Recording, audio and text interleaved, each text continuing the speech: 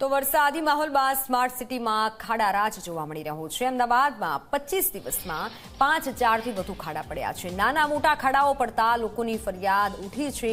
અનેક ફરિયાદો સામે આવી રહી છે। 4000થી વધુ ખાડાઓનું તંત્રે સમારકામ કર્યું હોવાનો દાવો છે। બીજી બાજુ ખાડા પડવાની સૌથી વધુ ફરિયાદ પશ્ચિમ ઝોનમાં આવી છે। પશ્ચિમ ઝોનમાં સૌથી વધુ ફરિયાદ અને જ્યાં જુઓ ત્યાં અમદાવાદમાં હવે ખાડા જોવા મળી રહ્યા છે। નાના મોટા મળી અને અનેક ફરિયાદો લોકો કરી રહ્યા છે। એમસીને 4000થી વધુ ખાડાઓનું તંત્રે સમારકામ કર્યું છે, પણ હજુ પણ ખાડા પડવાનો સિલસિલો યથાવત છે।